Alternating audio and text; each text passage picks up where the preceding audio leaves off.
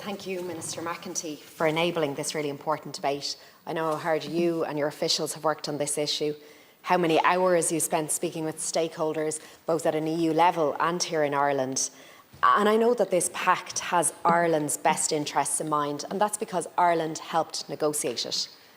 We're all aware of the change in the scale of migration issues facing Europe and the EU, especially in the most recent years. In Ireland alone, there was a 415% increase in the number of applications in 2022 compared to 2021. And this year, we are now reaching 30,000 seeking protection. And I think that phrase, which has been so sanitised, needs to be reiterated: seeking protection. There are real people behind those numbers, behind those statistics, real stories, real heartbreak, real families, real lives. And these people coming here seeking protection are doing so from persecution, from wars, from climate change, from repressive governments. Ireland has an obligation, statutory and legal obligation, to refugees and asylum seekers under international law and EU law. And we also have our own laws and our own systems for people who are not seeking refuge, but who want to come here to live and to work. And we've seen increases in both streams. And there is no doubt that this influx and escalation in people both seeking protection and seeking work here present many challenges for us as a nation. From the Ukrainian perspective, we needed to get children into schools, and I was so proud of the incredible work done by the Department of Education and educational welfare officers up and down the country who made that happen. It was lovely to meet so many of those Ukrainian young adults at the National Flag Day in St. Joseph's College recently. The main challenge, of course, for us as a country has been emergency accommodation for those seeking asylum in this country. There's no quick answer and there is no quick solution to this problem, but joining this pact will help alleviate the burden on the International Protection Office, on the Gardaí and on our local communities by improving processing times and helping us manage the flow. On a regular basis, this House is home to discussions about the challenges facing so many sectors due to labour market constraints and shortages.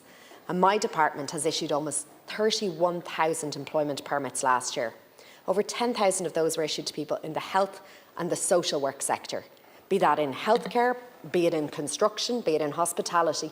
No matter where these people have come to work, the simple reality is that without migration, this country would not function properly. Our economy, our healthcare service wouldn't.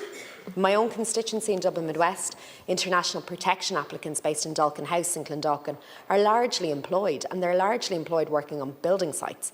And that's a positive because it's contributing hugely not just to society and our community, but it's contributing by helping us tackle our housing crisis.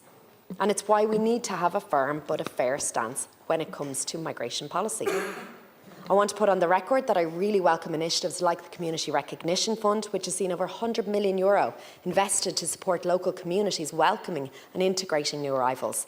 And it was really helpful to me and to organisations in my own community when we received over €3.3 million for areas like Clondalkin, City West, Saggart and Rathcoole. But I do acknowledge that as a government, we need to communicate better with our communities. And we need more enhanced wraparound services to cushion a really fast influx in population.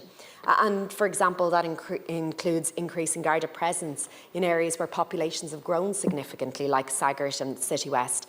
Or if you live on the 65 bus route, it means increasing the frequency and capacity of the 65 because it's now serving a much greater population.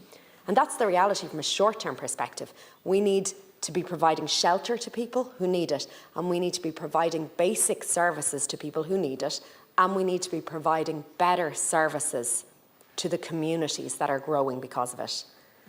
It also means we need to make decisions quicker. From a medium and long-term perspective, we need an EU approach. There is no other way. We in Ireland are at our best when we are outward-looking, when we are forward-thinking, and tackling immigration challenges should be no different. Migration is a global phenomenon. Going it alone will not work. We need to work across Europe, we need to work together, and that's why we need this pact and why we need this pact to work. This pact will strengthen border security with biometric data collection. It'll ensure faster processing with binding decision timeframes. It'll implement rapid processing at designated centres. It'll focus on returning unsuccessful applicants, on supporting frontline countries with a new solidarity mechanism. This pact will ensure that those engaging in secondary movement migration, Ireland's biggest issue, will be found and returned. And we understand the pressure being put on the system. We're not just relying on this pact. I've heard an awful lot of noise and a lot of misinformation and false narratives about the government's approach to tackling challenges. So let me talk about facts. We have taken action. We are doing more than just opting into this pact. We've doubled the number of staff in the International Protection Office and we've tripled the number of decisions, with further increases planned this year, and that's a fact. Fines on airline carriers are increasing from €3,000 to €5,000 to ensure passengers have the right documentation when they board and when they disembark, and that's a fact. Deportation orders signed in 2024 are 83% up on our same period so far last year. That's a fact. Enforced deportations and voluntary deportations are all up by over 126%, and that's a fact. 100 Gardaí are being freed up from office roles to support migration. That's a fact. Minister Helen McEntee will be commencing chartered flights later this year to help assist with deportations. That's a fact. Applications from newly designated safe countries have dropped 50% since November 22. That's a fact. This is a European problem, but Ireland is part of the solution. We are part of the solution. A solution that's firm but fair, a solution that's compassionate, practical, a solution that provides sanctuary to those seeking protection and provides sanctuary to those who need it. A solution that relies on cooperation, shows the world that Europe is working, it's working well and it's working together, and that's what I want to help achieve, and that's why I'm supporting this pact, and I'd like to thank those who helped negotiate it.